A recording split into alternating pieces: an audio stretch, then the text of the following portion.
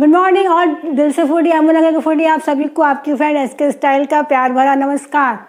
और कैसे हैं आप? मंडे है आज और मंडे की शुरुआत करते हैं एक स्टोरी और एक लाइन के साथ। तो एक प्यारी की लाइन के साथ शुरू करते हैं आज की कहानी कि इंसानियत कमाते चलिए पैसे तो आते जाते रहेंगे।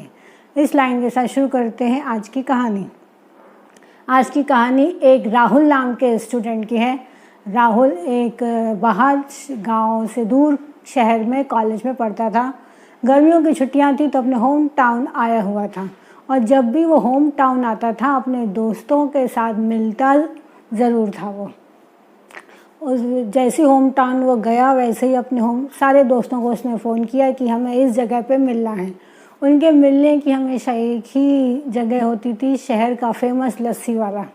उसी शॉप पे वो हमेशा मिलते थे। तो टाइम तय हुआ और सभी लोग समय पे सारे दोस्त उस लस्सी वाले की शॉप पे पहुंच गए। सारे दोस्त यहाँ इधर उधर की बातें थे कर रहे, पढ़ाई आगे का फ्यूचर सबको जैसे आमतौर पे सारे दोस्त करते हैं। इतनी देर में एक बूढ़ी औरत राहुल के सामने आ गई और राहुल को बोलने लगी, कुछ मुझे दे दो। ये सुन के राहुल को बुरा लगा कि कोई उसके आगे हाथ फैला रहा है कि कोई कुछ मुझे दे दो। तो पहले राहुल ने अपना वॉलेट निकाला और कुछ सिक्के ढूंढने लगा। फिर उसके मन में कुछ ख्याल आया कि क्यों ना मैं इसको कुछ खाने के लिए ही दे दूं। तो उसने पर्स वापस रखा और पूछा, दादी जी आप लस्सी पिएंगी? दादी जी को भूख तो लगी थी और दादी जी सुन के और ज़्यादा हो गई खुश। उसने पहले थोड़ा बहुत ना नुकुर किया और बाद में उसने लस्सी के लिए हाँ बोल दिया। और ये देख के दोस्त बहुत हैरान थे कि 5-10 रुपए में काम होता, ये राहुल क्यों इसको 40 रुपए की लस्सी पिलाने के पीछे पड़ा है। तो राहुल ने बोला कि ठीक है दादी जी आप 1 मिनट रुकिए। उसने दुकान वाले को आवाज़ दी कि भैया एक लस्सी और। पहले सिर्फ लस्सी दोस्तों के लिए आ रही थी, अभी उसने एक लस्सी और ऑर्डर की। और फिर वो दादी जी थोड़ा दूर जाके नीचे बैठ गई और लस्सी का इंतज़ार करने लगी।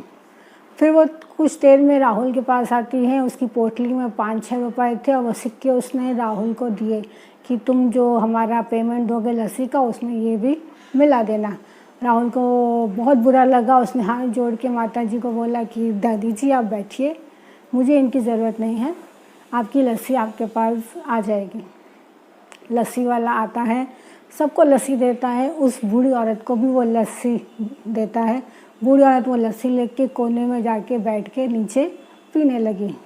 राहुल को ये बात और बुरी लगी कि मैं इतना छोटा होके कुर्सी पर बैठा हूँ, हम सब दोस्त यार यहाँ पे बैठे हैं और वो बूढ़ी औरत नीचे बैठी है। पहले तो उसको ख्याल आया कि मैं अपने पास की कुर्सी पे उसको बैठा दूँ।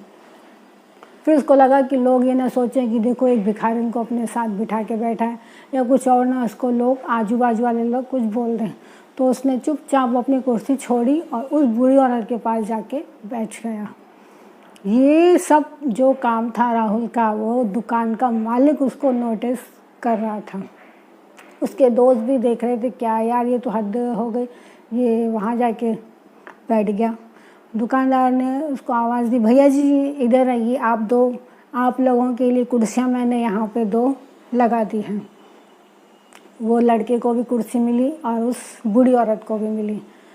और भैया जी जो दुकान वाले थे उन्होंने राहुल को बोला कि थैंक यू मत बोलना, शुक्रिया मत बोलना, क्योंकि इस दुकान पे कस्टमर तो रोज़ आते हैं, सुबह शाम आते हैं, लेकिन इंसान कभी कभी आते हैं। मैं कब से आपको देख रहा था और आपसे एक इंसानियत का चैप्टर मैं सीख रहा था और मैं आज से आपसे वादा करता हूँ कि मुझे जब भी इस शॉप के आसपास कोई भी ऐसा कोई दिखेगा तो मैं उसे अपनी तरफ से फ्री ठंडी ठंडी लस्सी पिलाऊंगा, पूरे इज्जत और पूरे शिद्दत के साथ। ये सुन के राहुल को बहुत अच्छा लगता है। सारे दुकान में जितने कस्टमर थे, जितने उसके दोस्त यार थे जो इधर उधर उसकी बातें बना रहे थे, सब उसके लिए क्लैपिंग करने लगे थे। तो दोस्तों ये कहानी तो बहुत छोटी सी है और ये कहानी हमको यही सिखाती है कि कभी भी, अभी तो खैर इतनी बड़ी प्रॉब्लम है हमारे आसपास तो इस प्रॉब्लम में भी आप नज़र उठा कर देखिए, आपकी हेल्प के लिए आप कोई वेट कर रहा है।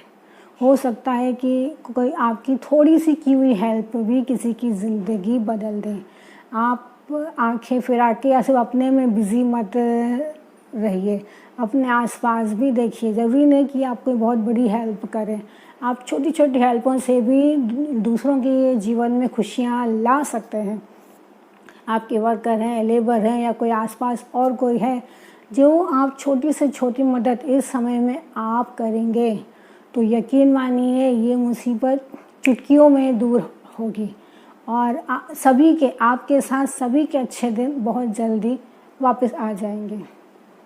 तो ये कहानी मैंने आज इसीलिए सुनाई कि ये मुश्किल के दौर में हमें अपने साथ दूसरों का भी ख्याल रखना है।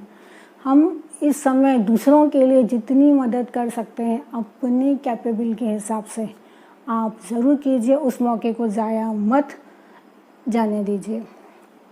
ओके दोस्तों, और हमेशा आपकी थोड़ी सी हेल्प, जब आप दूसरों के लिए कुछ करते हैं ना, तो अंदर से एक खुशी मिलती है। और जो इंसान हमेशा दूसरों के लिए मदद करता है उसकी मदद करने तो खुद ऊपर वाला आता है। तो जब ऊपर वाला खुद ही आपकी मदद करने आएगा तो फिर आपको टेंशन क्या है।